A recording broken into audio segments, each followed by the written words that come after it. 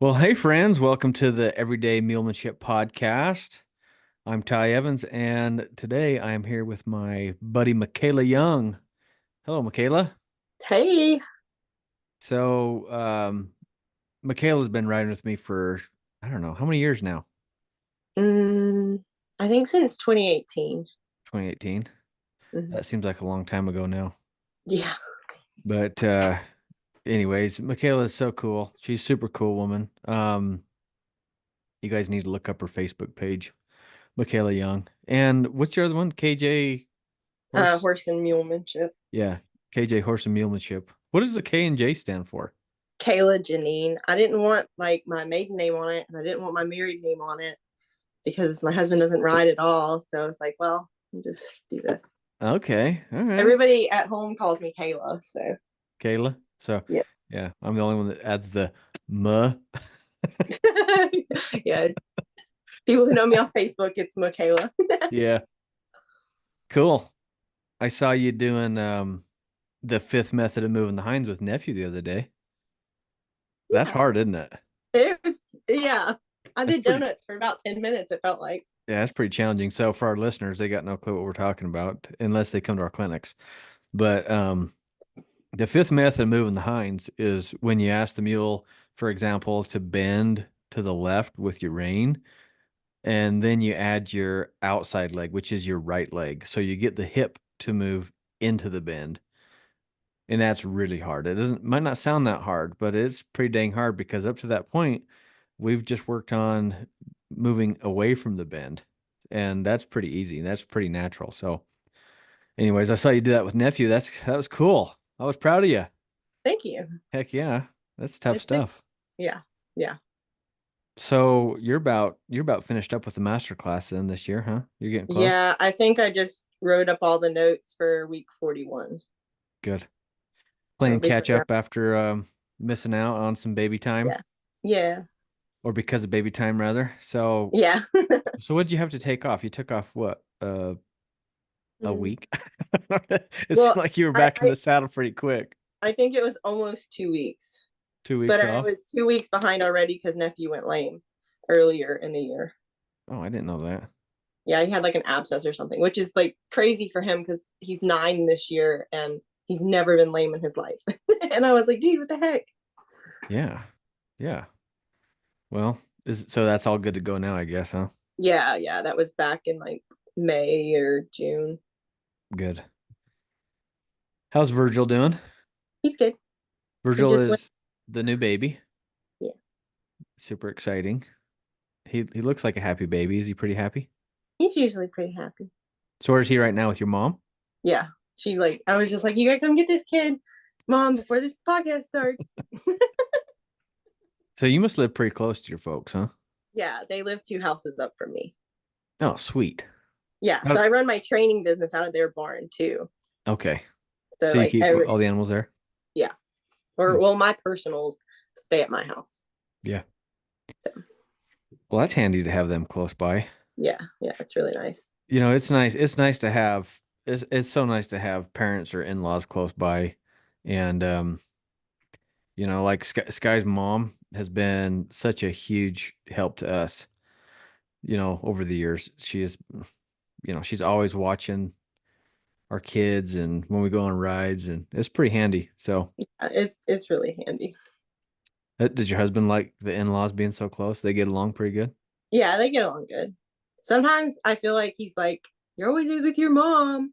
And I'm like, well, she rides, you know. Your mom is pretty cool.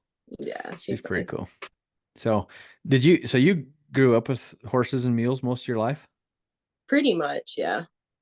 Your mom, is it your mom primarily that's been into riding or your dad too? Well, when I was younger, they were both like halfway in it. They'd get a horse and then they'd trade it off and we'd have it like for a month or two. Hmm. Um, and then one time we were given an older mare, and that really started it from that point when it was given to us kids. So they snuck it in through the kids. Mm-hmm, It's the mm-hmm. kids animal. Yeah, that makes it harder Yeah. for the parents to get rid of. Yeah. I know that how that is. It's how it is with Ellie and her pony. She loves that little pony. Do you know what I'm talking about? She calls it Yeah, Black Beauty. She loves that pony. And but that pony is a terrorist on our mules. She's just like she just gets after that that's every mule hilarious. around, you know, she's just constantly getting after it. So, anyways, if I could, I would probably let the pony go, but I don't think that's going to happen. So, so then when did you kind of get the itch for mules then?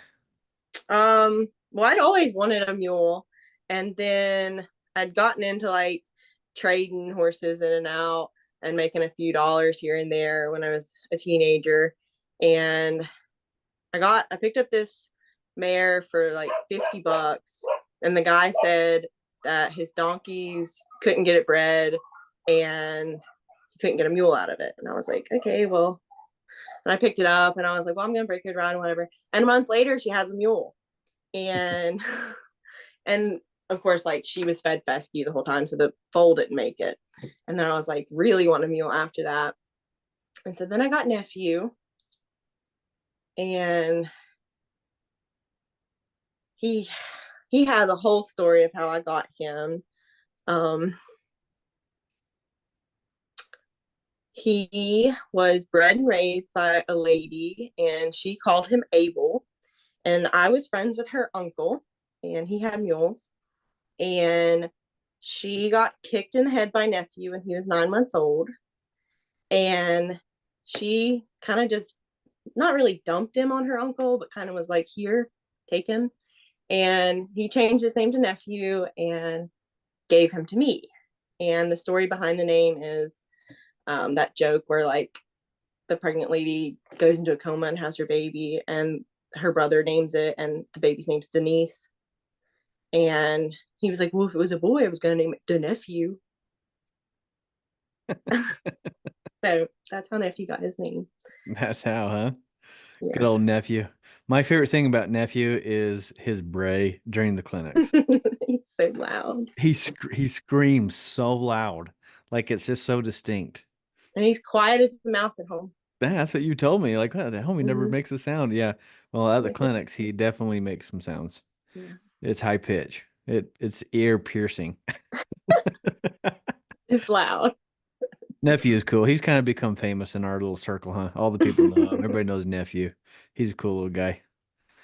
You've done a really good job on him. You really have. I mean, it's been fun to watch you over the years. And thank you. You know, from when you first came, started riding with me till now, and watching all your videos, especially in the master class, posting on the Facebook group. That's so cool. I love watching you. So, Thank you. and I'm super excited for you to be coaching with me next year. Are you excited for that?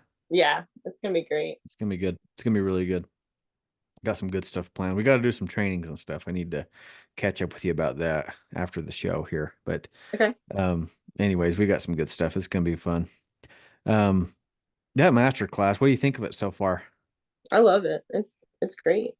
Yeah, it's I tell you what, it has changed how our clinics go. Like it has made it an incredible difference on the clinics.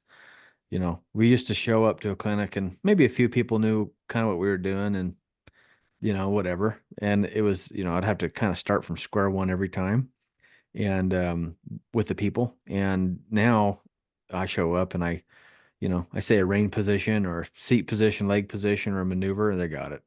And you know what it helps too is when there's so many people that kind of know a little bit about it, then all the new people they just fall right in, you know, if it's their first time. But what I've noticed on the other hand is if there's a whole bunch of new people, then it's really hard because because they all look around, nobody knows what the heck they're doing, and it's like the old days for me. You know, I've been doing clinics. It'll be, what is it? I guess it's 13 years, and Wow. back in the beginning, it was like that. Nobody knew what the heck I'm talking about, and I'm trying to figure out how to teach it. And I'm sure in the beginning I really sucked as a teacher, trying to explain it. So, but now, shoot, I kind of feel spoiled with the master class deal because I show up now and people kind of know what's going on, and and they're like prepared with questions, it makes such a big difference. So Yeah. Yeah. it's going to be fun. And some of the students that are signed up with you so far in the coaching, they're going to be awesome. You're going to love them all. They're going Good. to be so good for you. So it's going to be cool. Anyways, so are you working on animals right now? You got stuff in training? You Yeah. going? Yeah. So what do you got going right now? I've got a mule in for some stranger danger stuff. And then I've got a little mini mule that's here that's feral. And then I have a pony that's here from some ground driving.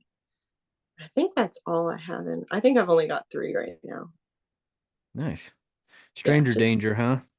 mm-hmm. So what's going on with that? The people, it's just scared. It's scared of people or what? Well, it's not so much scared. Okay, so it's not so much scared of people. She can tell the difference in your intent. So like if it's somebody just petting her, she's fine. She doesn't care. But if somebody just like actually gonna like go handle her feet and gonna trim her and stuff, then it's like, oh no, don't you touch me. Yeah. So that's what I, we're working through. I see so many of those mules, and horses too, that I call it the case of the familiars. Mm-hmm. Like there's so many of them that if, as long as you're familiar to them and, or it's routine to them or whatever, they're good to go, you know. Yeah. Um, I call it, being a barn cat. It's like some of these people are just barn cats, meaning like they are indifferent to, Mm-hmm. they're indifferent to uh, the animal. The animal just doesn't care. And, Yeah. um, and that's all fine, as long as things are going good, things are going good. But then, yeah, like you said, like a neighbor comes over or somebody pulls up to come shoe them or trim them or whatever, or vet, and now they lose their crap. So, case of the familiars. And so like what do you got going right now to work on that meal? What are you doing with it? So I've been just getting her more handy, and then I've been having my mom go out and like I talk her through what to do, and I'm like, you back off, you need to do this and whatever. And I'll have my dad do the same, or my brother-in-law, and I'll just like talk them through being able to work with her so she gets a bit more familiar with this random person and this random person and this random person. That's nice. You got an arsenal of people to go through. Yeah. Well, sometimes it feels like I do, and sometimes I'm like, can y'all please just come to the barn with me? When I was training, I think that was probably one of the bad things about my training program is it was just me. And at some point Sky quit her job and then she was home. But she's primarily been mother. Mm-hmm. So she's not out there all the time. So I spent, shoot, back in the day, I mean, it'd be nothing for me to be out there 15, 16 hours a day just by myself All by riding. yourself. And, the mules, everything, horses, mules, it was going good. It wasn't like anything was going wrong. But then, like we're talking here, a stranger pulls up or somebody comes up, whatever, and they lose their crap. I'm like, what is happening? And they just get so Yeah. familiar. And that was before I learned a lot about like all the brain stuff too. Mm-hmm. And I realized that I was stealing a lot of rides. Like I would kind of sneak around them, like, all right, well, this one's kind of touchy, so just go real easy and real slow. And Right. I'd sneak up on them. I didn't realize I was doing it. I thought I was just, you know, fitting the mule. I thought, well, I'm fitting them because we're getting along. Well, I was getting along because I was stealing rides. Mm-hmm. And then I just started, you know, and I think that's probably where I got stuck on my little singing kick. Sky's always, you see all the scare tie stuff, right? Uh-huh. Oh man, Sky's like, she just posted one the other day. I just wanted to kill her. She's always scaring me. But the reason she scares me because I'm always like singing and humming, and I'm just in my own little world. And I think that's what it started back when I was training. And I was like, I gotta start like making some noise. I gotta do something. Start So making noise. I just sing and I just make noises and all kinds of weird stuff. And I started putting on a radio, and that was better. Singing never improved for me, but the radio was good. And but yeah, I think I just worked those meals so quiet. And I think a lot of people do that at home. Like Yeah. when they're by themselves, they just kind of work quiet. And It seems like they're getting long until yeah, the horseshoer shows up, and you're the Hmm. horseshoer too. Hmm. Are you still doing a lot of that? Or are you No, I still don't doing? really do a ton of it. I pretty much just do my own and whatever clients that come to the barn. Um, I mean, I like doing it. If I can get some that stand really good, I love to do it then. But if I have to do five of them in a row that are awful, then I'm like, nope, I'm hanging up my hat. I'm not doing this anymore. Yeah, that's just that's nothing but work. Yeah. You put shoes on Tina for me one time. Hmm. They hung on there for a couple months. Oh, Hung on good. there for too long, and I was like, oh, I gotta trim this mule. But That's good though. no, it was good. Yeah, you did a good job. Tina's always good to stand though. She's a sweetheart. She tried to pee on me while I was shoeing her back feet. Do you remember? Yeah, she's just so comfortable. Like she can balance on 3 feet and pee. You know, no Yeah. big deal. Yeah, that that yeah, that shoe and stuff. It's good that you know it though, because that'll save Yeah. you. I mean, just that saves so much money. Like me, Oh yeah. I got 11 head here. And sometimes there's more, sometimes there's less, but right Hmm. now there's 11 of them, I think. And and like these days, like around here in Utah, the set of shoes is 120 bucks or more. Easy, Wow. easily, trimming is about 80 bucks a trim out here, seems like. Just depends. So if I had to pay somebody to do all that, although after I go through them all, after I trim that many, I'm like, yeah, I should have just paid somebody. Like should have just, Yeah. I should just paid somebody. But I always that, try to space out my own where it's like one this week, one this week, one this week, and then they all end up piling up, and I have to do like yeah, 8 of them in 1 week instead, and just like, oh, yeah, I like to do everything at once, but my body doesn't.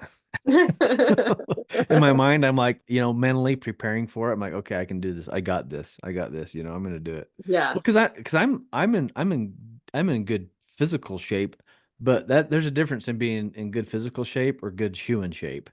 That's totally different. absolutely, Like because absolutely. I can feel so good physically. I'm like, oh yeah, I've been working out. I feel great. I feel awesome. Mobility's good. And then you go out there and you work on 1 foot, and I'm like, oh, this is so bad. You get done with everybody, and you can't even stand up straight. And you're like walking crooked through the house. Yeah. Yeah. Yep. Yep. Or just stay bent over because standing up's worse. Yeah. But and so you like I guess you like the training a lot better than you like shoeing, huh? Um. Yeah. I mean, I don't know. I feel like money wise, I like the shoeing better because I can get it quicker. I can get done, whatever. And then the Yeah. training, but I like the training a lot better of otherwise than that, if that makes sense. Yeah. Yeah, that's if you could just make more money training, that'd be nice, Right. you know. But yeah, you're right because the shoeing does pay a lot better, You for get broke sure. and you're like, well, let's go trim 5 horses. Yep. Yep. You can go make money today. Yeah, and be Yeah. good to go. Yeah, for sure. So, um, speaking of that, of shoeing and training, like are most of your clients do they know you shoe? So are they asking you to shoe and trim their mules? Well, usually like when they contact me, I tell them I'm like, hey, well, if they need it to be trimmed or shod while they're here, I can do it on site, and they're like, okay, great. But it depends on the person. Sometimes if they can line it up with their own farrier, they'll have them done before they get here. But it just really depends timing wise for them. Yeah. Well, it's handy that you can do it. See, I never offered any of my clients that. I knew how to do it and I did my own, but I was not gonna like even tell them that I did that. There's no way. I'd say bring them ready to go, and they hardly ever did, Of you know. course. And so I'd say, all right, well, we got to get them trimmed, and I had acquaintances and and other people around that I'd refer, and have them come over or whatever. But yeah, what's one of your biggest pet peeves about um animals not being prepared to be worked on? You probably see all kinds of stuff as a shoer that you wish that, knowing as a trainer, you're like, oh my gosh, if you guys would just do this, there's things that Oh, you'd like. if I'm underneath a horse and I'm trying to trim or shoe, and horse goes to try to walk off or try to take its foot away, people just go and they're like, oh well, let's just take him for a lap. Let's just take him for a lap instead of like working on something actually, or like backing him up or something. They actually get onto the horse about it. Then I think it would stand so much better for him. But they'll just like let the horse go take him for a lap, and then they're like, oh well, now try to trim Fluffy, and I'm like, no, like actually do something. Yeah, yeah. Did you listen to the virtual clinic that I did with Nathan Heyer about shoeing? Yeah, yeah. Yeah, Nathan, he is a really good shoer. He's very knowledgeable and he's always trying to learn more. He's like you, always trying to learn more, be better, do better. Mm-hmm. And he started coming to my clinics long before he became a shoer. He used to sell bikes, so he owned a bike shop. And then he started coming to my clinics, and then he decided he wanted to work with animals in some form or fashion or whatever. And like you, the training, he's like, this isn't pay very good. So, Yeah. so, so went to the shoeman, to provide for his family, and he likes it. He's good at it, but he uses the stuff like we teach in our foundation class, and especially, working with all those brain chemicals, like what you're saying, when the horse doesn't want to hold still. Obviously the horse thinks it is difficult to hold still. They would rather move, Hmm. right? Because it all comes down to comfort and discomfort. That's what it is. If the animal's comfortable, they'll do it. If they're uncomfortable, they'll go find comfort. So the horse is just wanting to move because it's uncomfortable, right? Hmm. And so it's just the age old principle, the granddaddy of them all, right? Make the right thing easy, wrong thing difficult.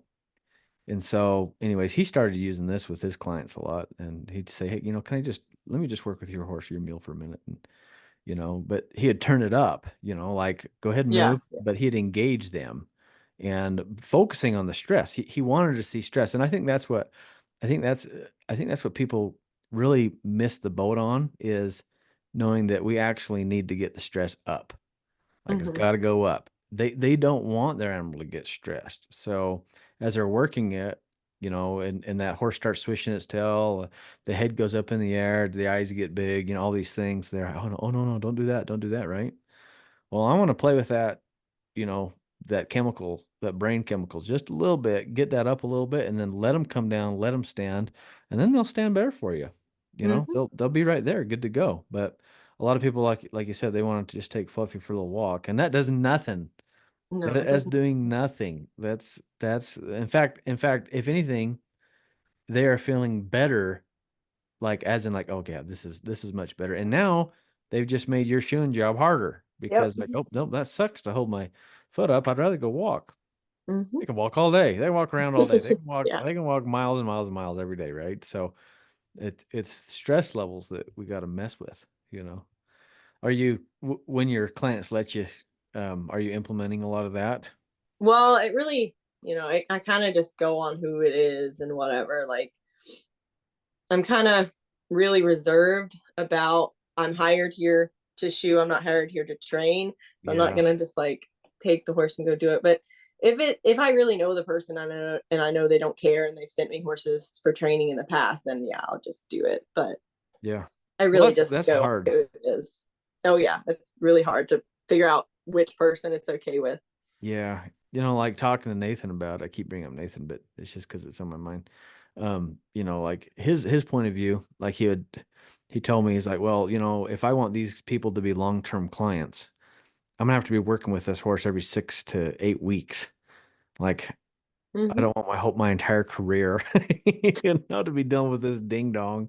Like I got to get this lined out. It's like I gotta fix this up. And anyways, but I'm sure yeah, I'm sure finding that balance is so difficult. I can relate. It's the same thing for me. Like when I go riding with just my friends, that don't really practice, this mulemanship or whatever. I got a group of pals who ride with, you know, on occasion, and they're not really into this. A lot of them never even been to a clinic of mine or anything, Hmm. and I see them having trouble. And like you, I'm pretty reserved about like butting in. It's Yeah. really hard for me to butt in. Whereas, if you come to, as you know, you've been to lots of my clinics, come to my clinic, something's going on. Yeah, I'm telling you, I'm like, we're going to fix this right now. Yeah. But when you're just out with other people and they haven't hired you to do it, Yeah. it's really hard. But like the horseshoeing, I realize that if I don't help my friend, I have to ride with this person forever. They're having this trouble now, they're going to have this trouble again. So it's really, really hard. It's really, really hard. We just got back from our extreme trail clinic a couple weeks ago, which you need to get out here on one of these I days. want to do that so bad. I saw the spot was open and I was like, "Ah, Yeah, you need to do it one of these days. But one day." this year, the BLM uh, decided to audit me, and they came out there and observed a day. So this Oh, meant what? that one of the rangers had to ride with me um, for the day. So the ranger got to rock crawl for The ranger and get got to paid ride. for it. Yeah. That's I want to be the ranger. You want to be the ranger? Yeah, go get a job. Yeah, they're always hiring. They can never keep anybody around. It's probably the best job ever. But anyways, so okay, here's this person that works for the government. Okay, Mhm. they are not here for the clinic. They're not even here for the rock crawling. They're here just to basically babysit me all day, make sure Yeah. I'm obeying all the regulations and all the government crap. And she had a tie down on her horse, and you do not want to tie down out there. Like, you don't want to, oh, I don't want to tie down anywhere, but Right. you surely do not want to tie down when you're trying to do those athletic. I mean, that's tough. All those jumps up and down, she was riding a horse, and that horse Mhm. needed its head. Yeah. Finally, she went to jump up one of the rocks, and that horse did hit so hard that it busted the tie down. And so she took the tie down off. Mhm. Well, I yeah. think I it mean, she broke kind the of little had to at that point. Yeah, I think it broke the little snap thing, whatever, down to the girth or whatever. I don't know. Mhm. I think that's what broke. But anyway, she took it off, and then the horse got along a lot better. But some of my students asked me after that, they're like, why didn't you like tell her before? I'm like, guys, she's not here for the clinic. She's not here to even ride with me, like to go for like as a friend. She's Yeah. not here for anything other than government government spying. So she was really nice. She was a sweetheart. It was good to hang out with her. She was a very, very nice person. But still, like it was out of my realm to even give her suggestions. That was not it's not my Yeah. place. Yeah. So No. that's tough to balance. I get it. I get it. So I guess for you, if the horses or the mules are real pain, and the owner isn't apt to let you sort things out, well, you just maybe don't go back. Yeah. Right? That's usually what happens. I just don't go back. A lot of people around here that don't have a shoer anyways, and I'm just like picking up here and there. They don't want them trimmed, but like every 6 months. I'm like, well, I don't want that anyways. Oh So yeah, that's yeah, it's tough. a mess. I feel bad for my animals. Like this fall we was gone for 8 weeks, and so I tried to trim them right before I left, and Hmm. then get back and try to trim 'em right when I get back. But I didn't account like when I got back from my 8 week tour. I went to Ohio, and then I wasn't even home for 24 hours. Hmm. And I slept 12 of it because I drove straight home. And Yeah. anyway, so I didn't do it, and then I left for another week. And I wasn't home another 24 hours yet. And then I went to that rock crawling clinic. So, I didn't plan it right, but that ended up being 10 weeks. And Yeah. so the ones that were home, they were really long. And I'm like, oh man. And then you trim them up. And like one of the horses I trimmed up, she was so long. So her feet just grew fast. Hmm. And I've been actually trying to doctor up her feet because when I got her feet were like pancakes, just flat and long. You've seen them. Yeah. Yeah. Just so huge. And so I've been trying to cut them back and doctor her up, cut them back and get them right. Anyways, so her feet just grow fast because we got back and they were pancakes again. I was like, oh my gosh. And so trim her up and now she's sore. So it's just, Worse. Well, the it's just flat like, footed ones always get more sore, in my opinion. Like, you know what I mean? yeah. Why do you think that is? I feel like they're walking on their sole whenever you trim it because they're so flat. You Yeah, gotta leave, and you gotta leave enough wall, but still take enough off. that's hard. That's Yeah. hard. Yeah. Trying to figure that out. Maybe you just need to fly out to Utah and trim this one for me. Get it Just right. throw some shoes on her. Keep Yeah. her from being so flat. Add that to her. Yeah, as soon as I get them actually shaped up, like they're supposed to be, then I'll put shoes on. Yeah, I don't yeah. know. Like they go, the hoof, I don't know how to describe it, but it goes down, but it goes down and then out, so it's like they're walking on like I don't know. So I've been trying to cut them back until it looks like a dang hoof. That's what I'm trying to Hmm. do, but that's tough. How do you feel when you pull up to a place and the feet are like so long like that? You're like, oh crap. Usually like, oh God, here we go. Well, because that could mean a couple of things. It could mean one that maybe the horse is really tough and they can't find a shoer or trimmer. Is that probably when you first worry? You're like, oh, what am I going to get under here? uh yeah, sometimes. And I don't know, a lot of times it's usually just like, oh God, it's these people. Just the type of person that let them grow out so long and not take Yeah, care of their stuff. yeah. Yeah. Well, because it seems to reflect, you've heard me teach this that, mulemanship and horsemanship, it's a lifestyle, you'll live it. And so, Hmm. how kind of one aspect of your life is going is kind of how your horsemanship is probably going to go, Yeah. and so, and that includes animal husbandry, taking care of them. And so, like like I said, when I get back and I've been gone for 8 to 10 weeks like that, I'm like, oh crap, I got to get them trimmed. Like, Hmm. I don't want anybody Hmm. to come over and see my mules with long Yeah, feet. I got to get them trimmed up.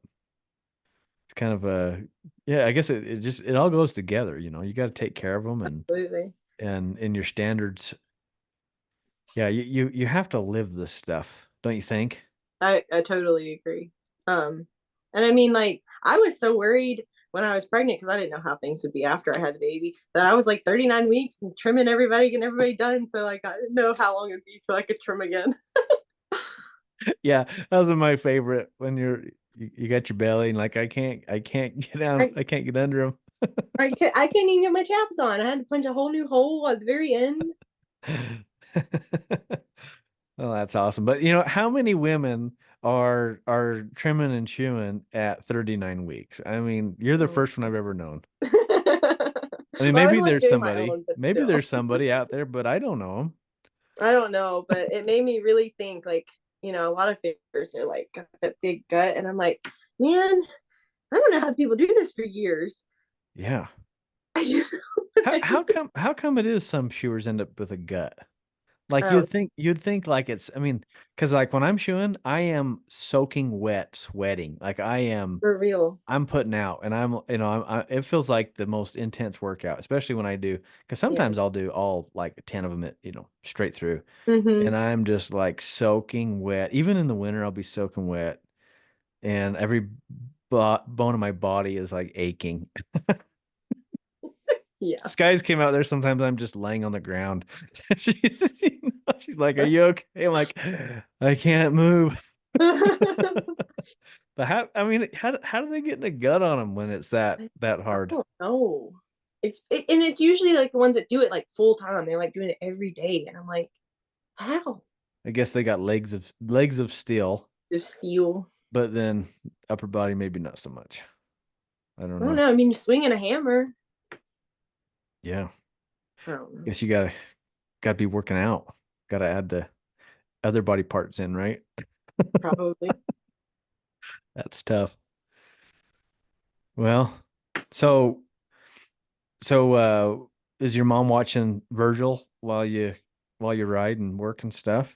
Is that Yeah, usually, unless he's like sound asleep in the stroller or something. when Ellie was first born, Sky was working a little bit. She had a little side job and so I would take Ellie out with me to work meals and I'd just put her in her stroller facing the round pen so that she could see me. And that kid would sit there, for hours, and I just Aw, in between meals, go feed her, change a diaper, whatever. yeah. And she would watch me seriously for hours. She just Aw, loved it. Like just since the beginning. And you can see that in her now, because she is total mule yeah, horse girl he all the way. is. And she'd just watch. She'd just be happy. And then I take her back inside and she'd lose her crap. She was a sassy little baby, but she was always happy to watch. Does Virgil like to watch? Do you catch him watching you? Yeah, he's starting to actually like watch and like track what I'm doing and like really watch what I'm doing. Even when he's just laying in the floor and I'm like cooking supper, he's just still watching. Yeah, Yeah, it's really cute. that's pretty cool. What do you think's changed in you since becoming a mother? That's such a big step in life. It really is. I guess like time management because my life revolves every 3 hours. Yeah. Um, because he doesn't take a bottle yet. And so like every 3 hours, I was like feeding him right before we started this podcast. And I was like, okay, dude, like you gotta be good for the next 3 hours. Yeah, get your fill right now. Get it going. Yeah. Yeah. Well, it's pretty cool. I think that's, like of all the things, it's cool that you train mules and horses, and it's cool that you can shoe and all the stuff you do. But I think the coolest thing is being a mother. I think that's Oh, one of the most important jobs in this world. Don't you think this world would be such an amazing place if we had even more amazing mothers? You know, absolutely. Yeah. I think Yeah. it would be so good. Mothers run everything. They really do. It's so cool. So sooner or later, he's going to be up and running around and causing you havoc, and you're going to have to practice your mulemanship skills on him. You have to make the right thing easy, wrong thing harder. Right. Now there's so much like there are so many similarities in working with mules and raising kids. Like one of the things you've heard me teach this a million times. It's nothing new to you, but some of our listeners maybe, one of the principles I teach is begin with the end in mind. So with mules, this implies that okay, we got this mule. Maybe it's a baby, maybe it's a 2-year old, 3-year old, maybe it doesn't know anything. But what do I want this mule to become? And for me, I'm trying to make every mule that I have the best bridle mule ever, right? That's my future with them. Whether that happens or not, and it rarely does happen actually. Mhm. Um, whether that happens or not, that's not the point. But the end in mind is that this thing is going to be this is going to be a really successful mule in its life, right? And so everything we do is evolves around with beginning with the end in mind. So, I want this meal to be very light. People always use the nice fluffy words, light and soft and supple and all that. And then a lot of people do contradictory things that they tell me how soft they want it, and yet they're jerking its head off over there. They're Mhm. they're just and Yeah. they're gutting it with their spurs. Okay, that doesn't fit. Um, that doesn't fit your end goal at Mhm. all. And it's kind of like that with kids. I catch myself yelling at my kids because they're yelling at each other. Stop yelling. you know. And the louder I get, the louder they get. And they're like, okay, hold on, Ty. You gotta practice your own principles here. Right. And it's hard. I think it's harder with kids than with mules. Mules seem so simple and easy to me now. With the kids, I'm still figuring that out. So how's Alan adapting to being a dad?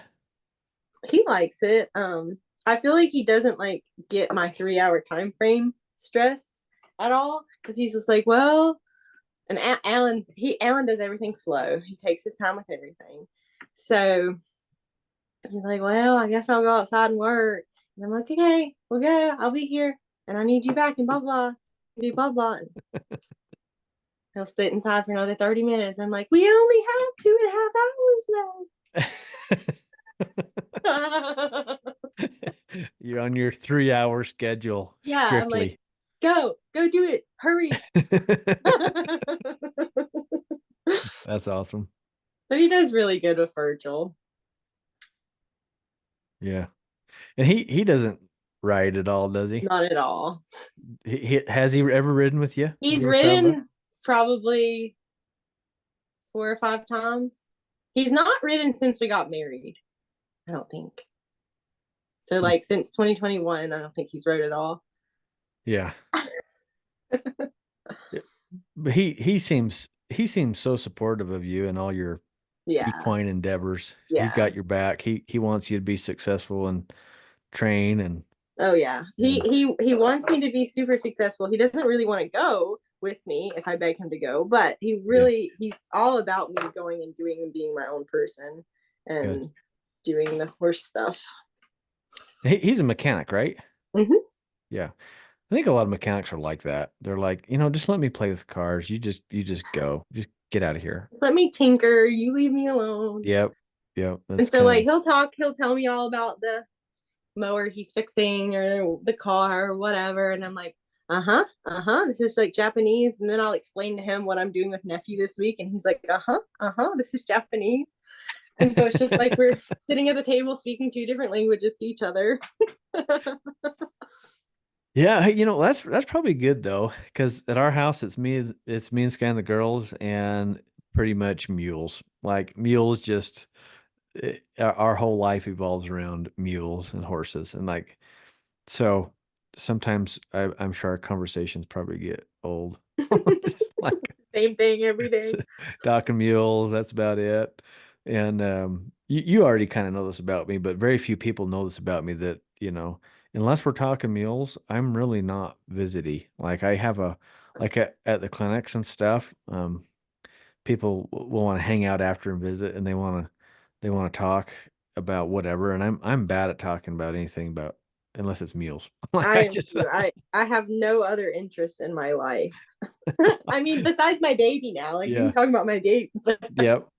otherwise I have nothing to talk about. And so we go and visit people and I'm like, okay, let's go home. I want to ride. Yeah, it's for me, it's just mules, mules, mules. I did start fly fishing, but I use my mules to get me to the rivers and lakes. So I mean, might as it's well. it's part of, mules are still part of my fishing, and then all the fishing trips that, we ever go on or plan, I'm like, okay, well, how long do we get to ride the mules until we get to the stream or the lake? So it's still about the mules. Yeah, It is fun to do something a little different though. I bet it is. I can watch fish rise all day. I love watching fish rise. Sky thinks it's weird. What do you mean? What is like when you catch So it and it's like Sky on the hook?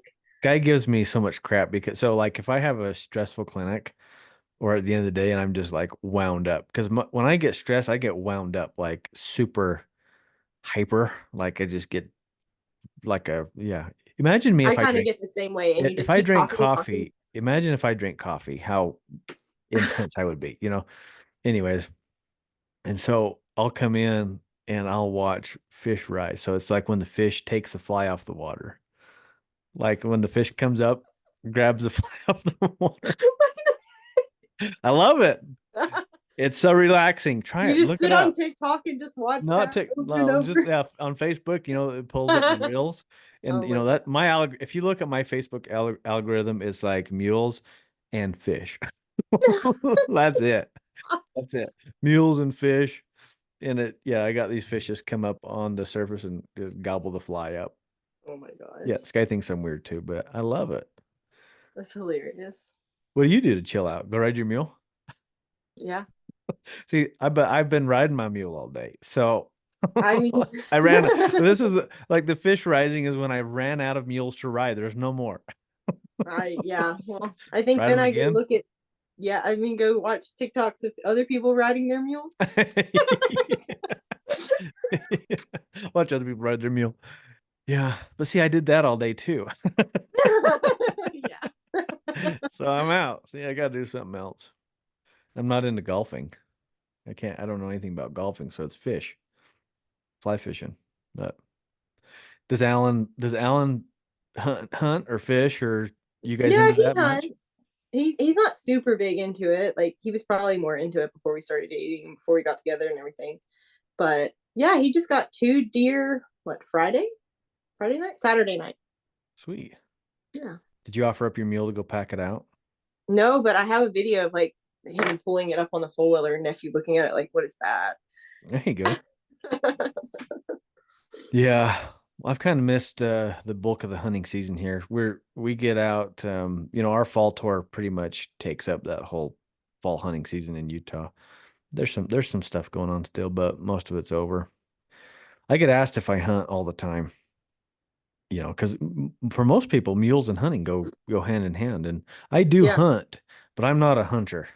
I'm not a hunter, and people are like, oh really? What do you mean? Well, it's like if you take me and my brother, and if you ask my brother if he's a horseman.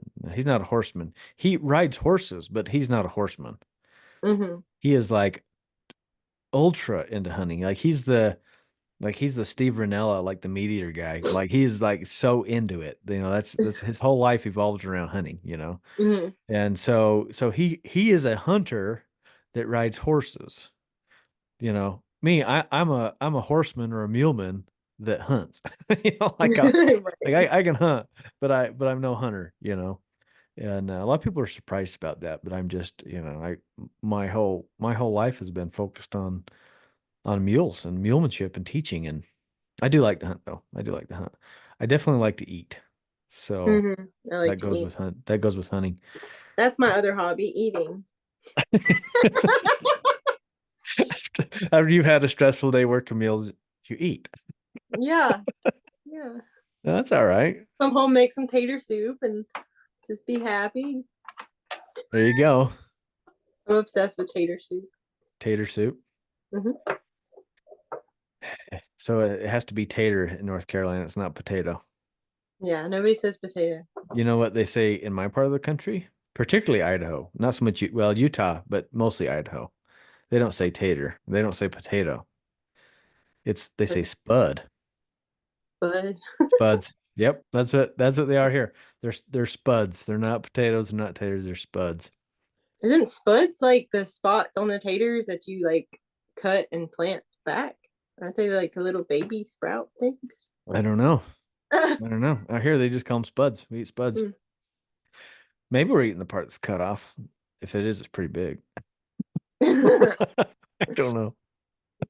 People are gonna listen to this podcast, be like, "Oh my gosh, Mikayla and Ty talking about tater soup and spuds. Nothing about mules." Yeah. Well. So back to the mules. Hmm. Um, so what's your plans with nephew? You gonna get him up to the bridle? What are you gonna I do? would love to. I mean, that's the end goal, but I don't know. I've never made a bridal meal, so I also don't know when he would even be ready to go into the hackmore to then go on to the next step. You know what I mean? Yeah. Well, I like to go to the hackamore. As soon as I have introduced all the things that I want to ever do with the mule, as soon as I've introduced it, then I go to the hackamore. It doesn't have to be perfect, doesn't have to be like, phenomenal. Obviously, the better they are in the snaffle, the better they're going to be in the hackamore because in the hackamore you're taking stuff away, you're not adding stuff, right? So it's no matter what when you go on, it's going to be at most the same, but Hmm. probably less, you know.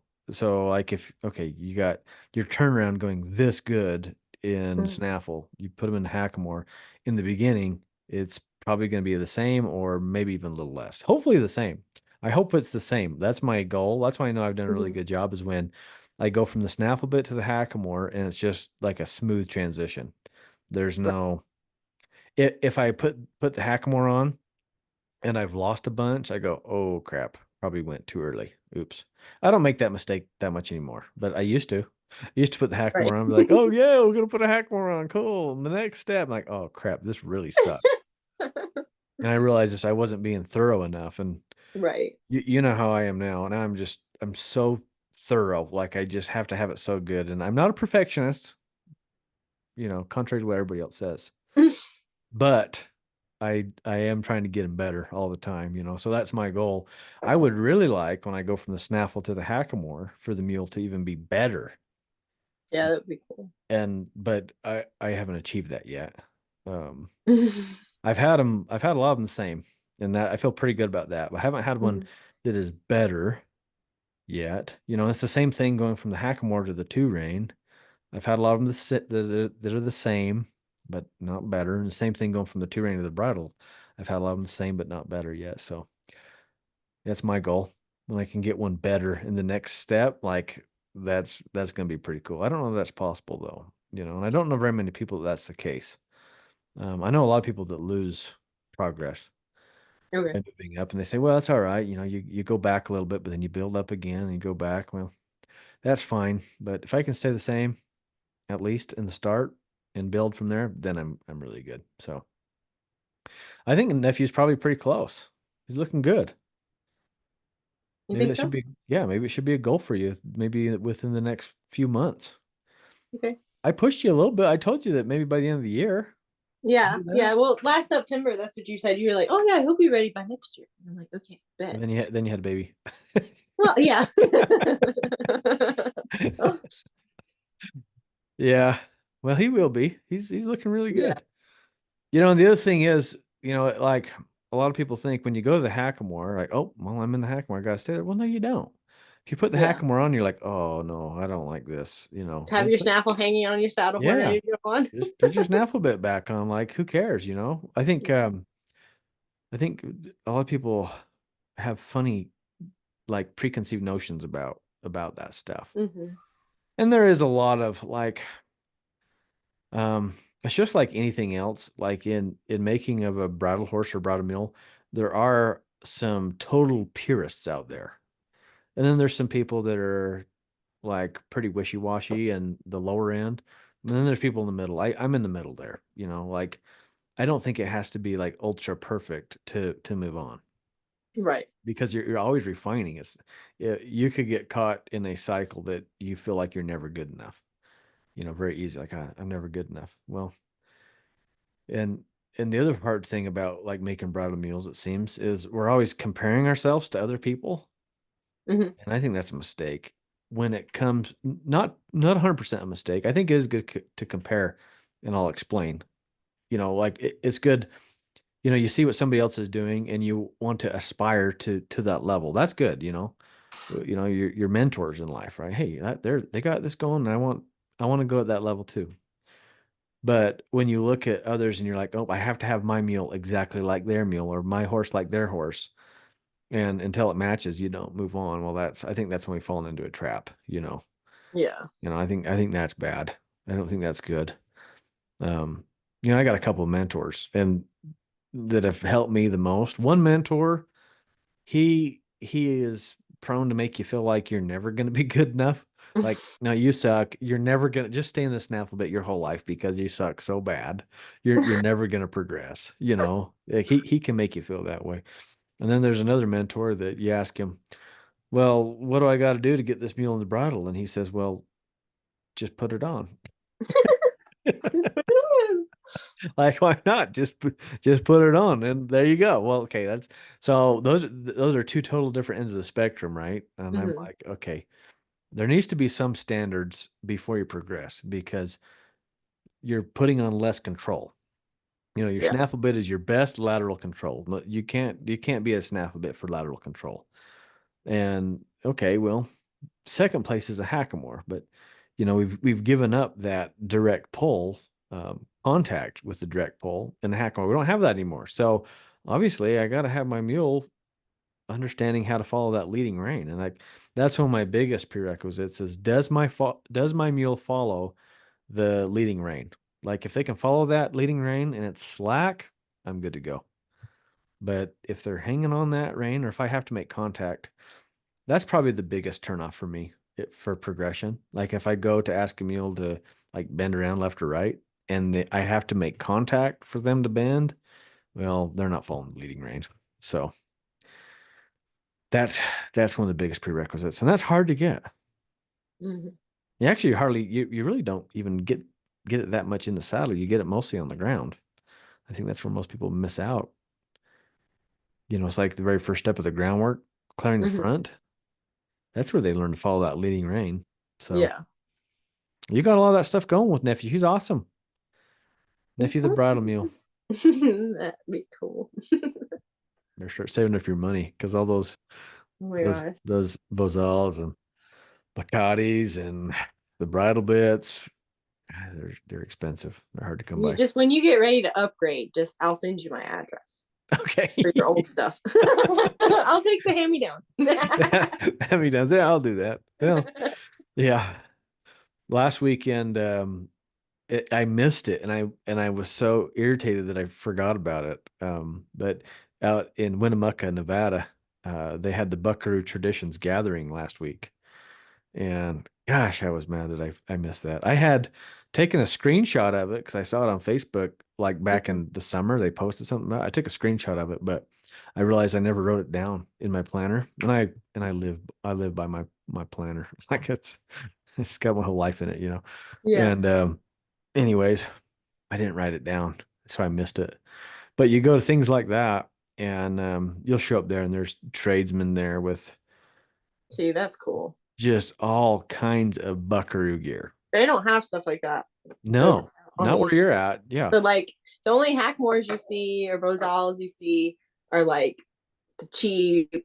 one, the like, and you don't want that. And I'm like, I don't know what to buy. If you ever get a chance to go west for the like that, the Buckaroo Traditions Gathering, or uh the National Cowboy Poetry Gathering in Elko, Nevada, Mhm. Jordan Valley Big Loop, um and Buck Brannaman, he actually moved his roping to Utah, to Ogden, um his pro-am, and there's always vendors there selling cool stuff. But You should yeah, you get kind some of have to vendors for go. your mule week. Yeah, I got some You should vendors get lined vendors up. for that. That would be cool. Yeah, I got some. Um, I got Vic's gonna be there, hopefully selling Macatis and stuff. And I'm trying to get Tom Peterson to show up and do some Hackamore stuff, but he's pretty busy. Anyways, yeah, it's hard to find good gear out there. I always, whenever It I'm is. out in your country, I try to go try to find like a little local tack shops and see what's going on.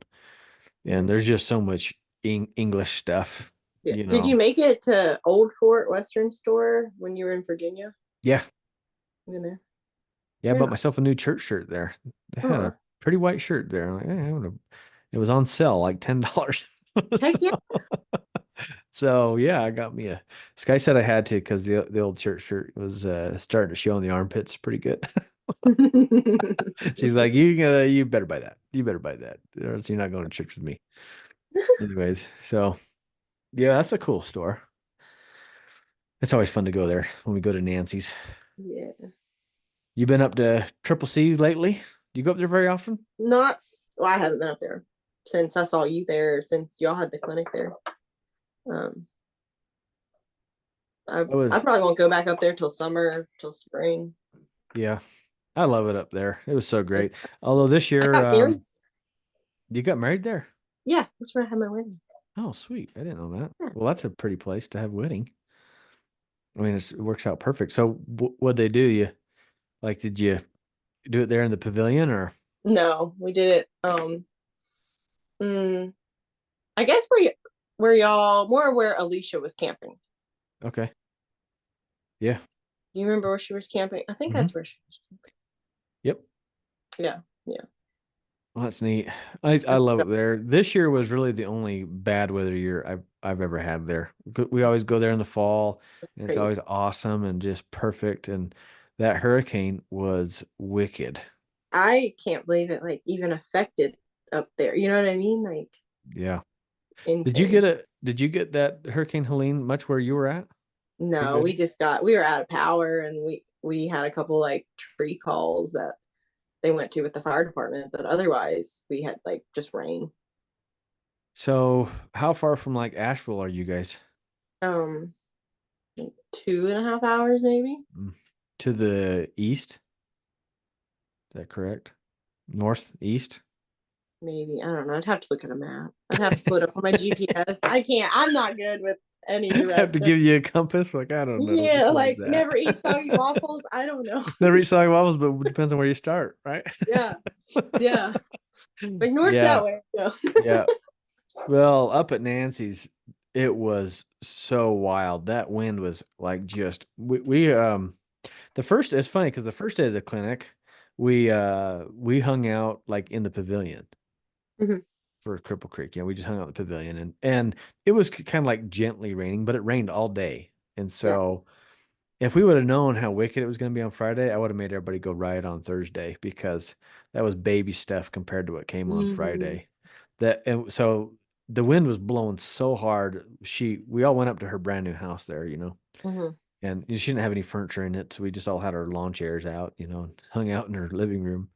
But the wind was hitting that house so hard, it's like, oh my gosh, is your brand new house gonna like blow over? Could It you was, imagine? man, it was so crazy. And our trailer was leaking bad. In fact, I got it down. It's still down. As soon as I got back, I took it to the shop. It's been in the shop for 2 weeks now. We got replacing skylights and At least you found a leak, fans. though. Found where it's Oh, at. well, we had a bucket in there. That's how much water was coming in. It No was way. it was pouring a stream in that trailer. So poor Sky. So while I'm up there just BSing with everybody, Yeah. answering questions and talking, Sky's in there changing buckets out because it's just Oh my gosh. pouring in there. So it was Crazy. wild. And then to go see that Cripple Creek afterwards, it Hmm. was just pounding and so just so intense.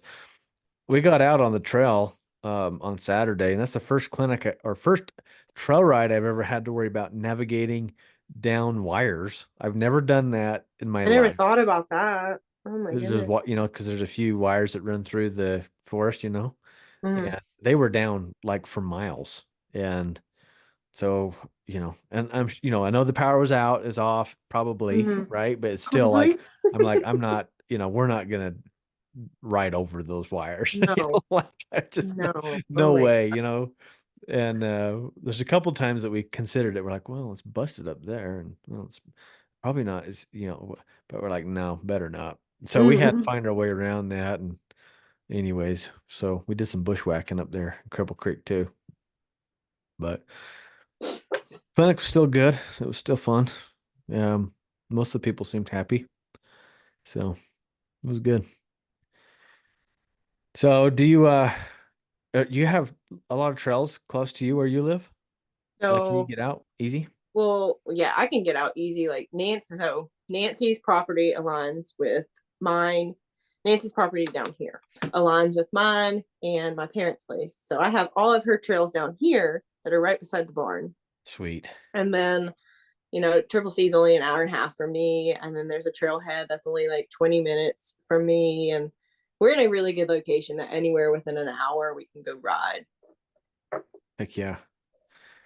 So you don't have to trailer to go out very often then. You can ride right No. from the house.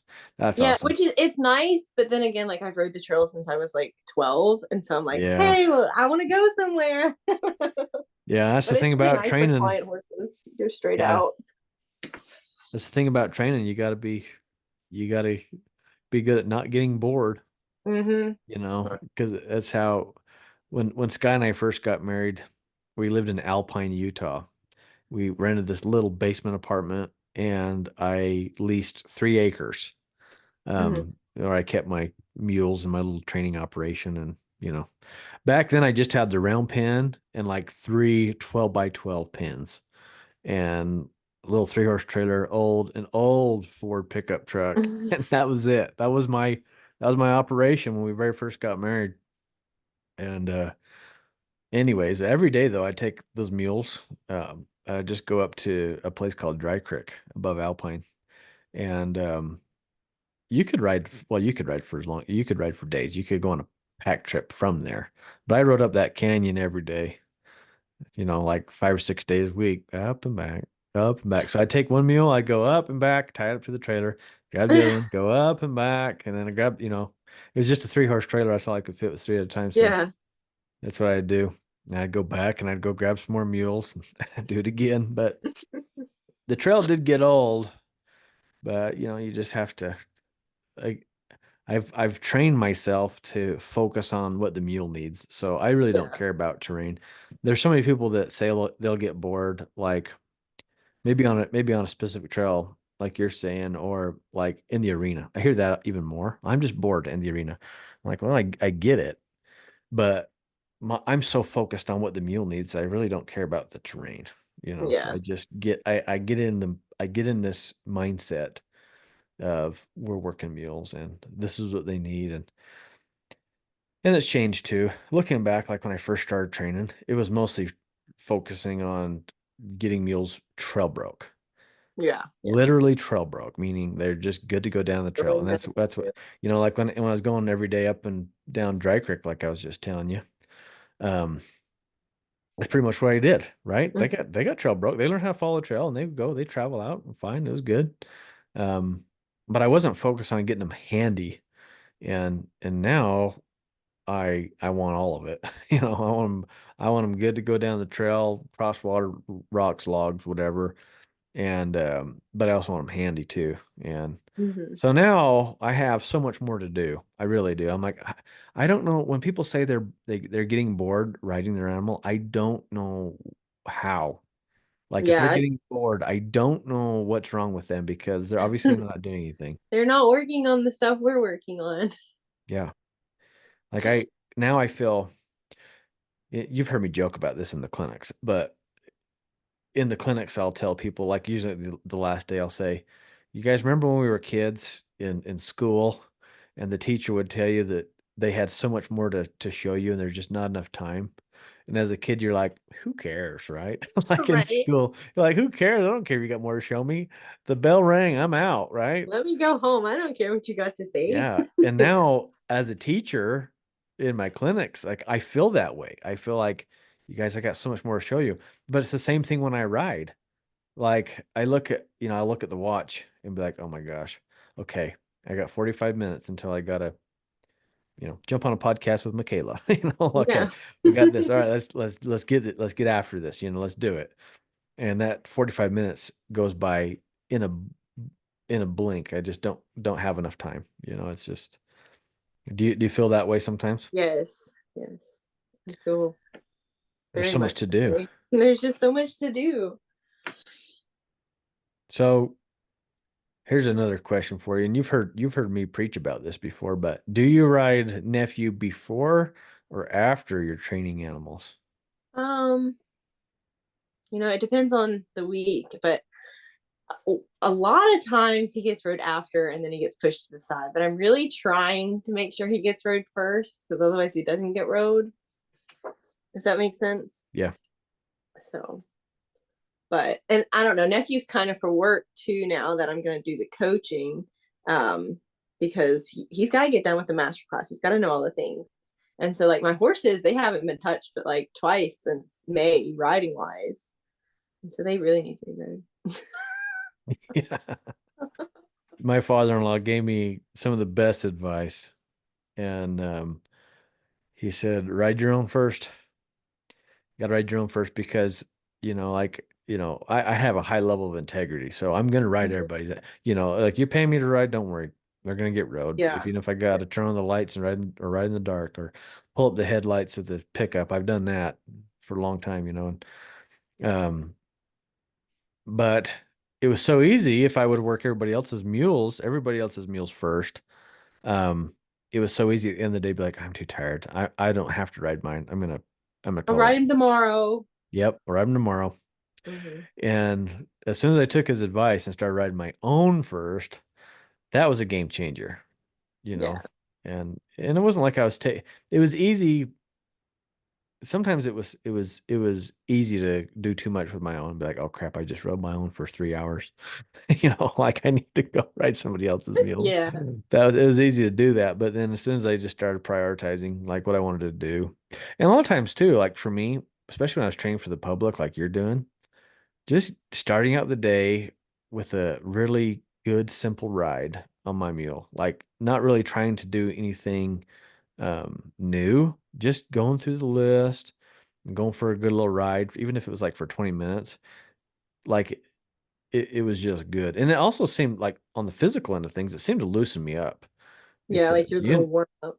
yeah, like get your Yeah. hips loose and all It your makes joints sense. loose and kind of it's kind of like these people that drink coffee. It's kind of like your morning coffee, like gets you going. And that's what it did for me. It just kind of got me like, all right, okay, I'm good, I'm going. I'm ready to go. Let's do it. Yeah. When I first started doing clinics, I used to haul people's mules around with me, which was a mistake. Don't ever do that. Don't ever do that. It's so expensive. I would let's say a lot of people see I was just charging my regular training wage, Yeah. I but I didn't realize until I started doing clinics how stinking expensive life is on the road. You got to stop at horse motels. Every one of those things are 25 bucks a night. You're Hmm. feeding them, like I feed hay cubes on the road because it's easiest to buy, Hmm. and it's 20 bucks a bag. Anyways, I realized really quick that I spent more than I made on on those meals that I Yeah. hauled around. Oh. But it was kind of fun in a way, because I would use those as kind of like my warm up. I would get out there really early in the morning and I'd Mhm. ride the training meals before the clinic. And it just Oh, kind of that'd be cool. woke me up, got me going. But yeah, that ended pretty fast because I was like, oh, holy crap, that's expensive. Not all the like a lot of the clinics too. I got to pay per animal to be there. It's like I had to pay the same stall and fee that everybody else pays. Oh, At a really? lot of them, not all of them. Yeah. There's some that take good care of me, and I don't have to, or it's like included in the arena fee. But whether they hide it in the arena fee or whether you got to pay it outright, it still comes out of your pocket. Yeah. And I realized, oh my gosh, I'm just gonna stick with my meals, like just my personal meals. Hmm. It's still expensive, but yeah. Because then I started wanting to charge the clients. I say, okay, well, this is what's going to cost to haul them, and they'd see what it would cost, and I'm like, that's reality. And like I'm like And they're like, that's nope. yeah, because of back then I was charging like 500 a month for training, which nowadays is nothing. Hmm. But I charge 500 a month, but then I'd want to throw on another 500 bucks for um the travel stuff, and people are But like, if you think about it, how no much way. more that mule was getting the exposure of going Oh with you. yeah. Yeah, but back then I didn't know it either. Yeah. I didn't realize the value of that. I think that's one of the coolest things that my personal mules get. And Hmm. and that's another reason why I wouldn't haul training mules ever again, because my personal mules, they get so good just Hmm. from Just from going. going. There's so many mules that just lose their crap when they leave their house. Hmm. So many Like horses. I think the extra 500 just to haul and go, I think that would be so worth it. Like Yeah. take him, expose him Yep. to everything. Yeah. Yeah, now I know. Now I know. Like, you know, my mules are they just get so good at just seeing new things. There's nothing. Unfamiliar is now the familiar thing to them. Right, right. It's they're used to being just at someplace new all the time, and I think that's pretty valuable. I try to get my students as often as they can go places. I tell them, just go places. Haul your mule to the grocery store. And they're like, really? I'm like, yes. Yeah. You know how good my mules get from being at those truck stops when I got to pull up next to all the semis and air Hmm. brakes popping, and clanking and banging and all the noises at a truck stop. Yeah. And haul your mule to the dang grocery store and then see how many people are up against your trailer by the time you get back. Well, forget Right. it. Like you got a scared mule, take it down to the grocery store. Leave it just leave it at the Just park trailer. it. You go in, come back out. People are gonna be around the horse trailer. You know. Anyways, Mhm. exposure is good. I'm Yeah, definitely, super good. as you know, I'm an advocate for get them broke, get them really handy. I love all the maneuvers and I like to really get them centered.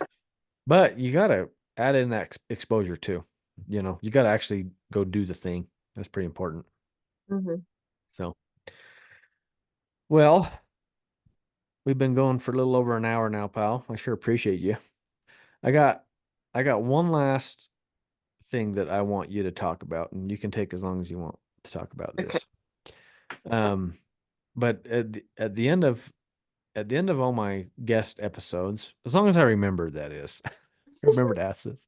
But at the end of my guest episodes, I always ask, what is one piece of advice you would give um, other people going through this mulemanship journey?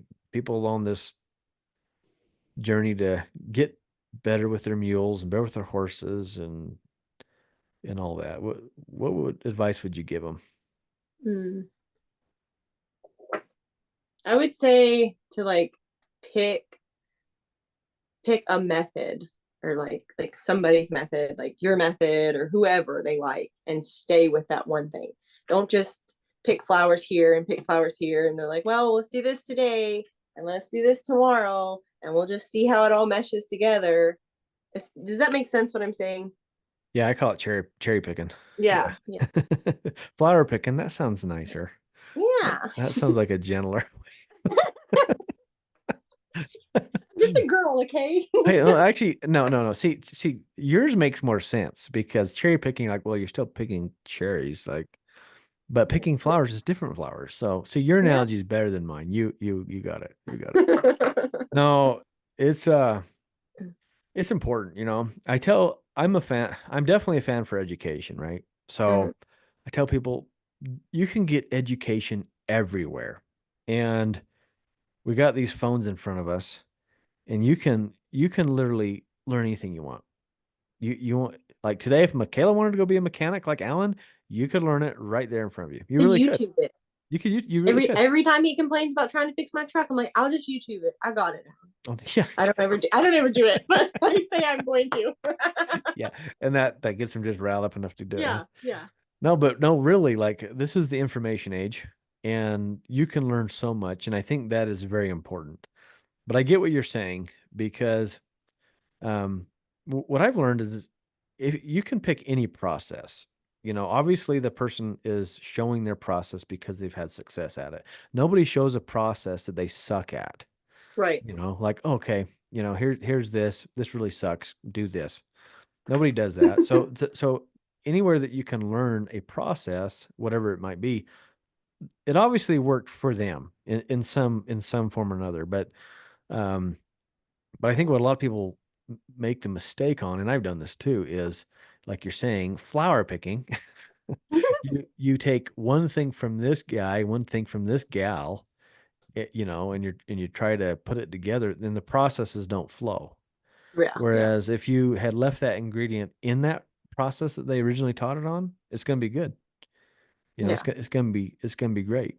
You know, it's like, for example, in our process, we teach about the soft feel. When Mhm. we gather the reins, we apply some pressure there, and the mule feels that contact, and they respond to it by, bending at the pole, giving it the pole, and getting light.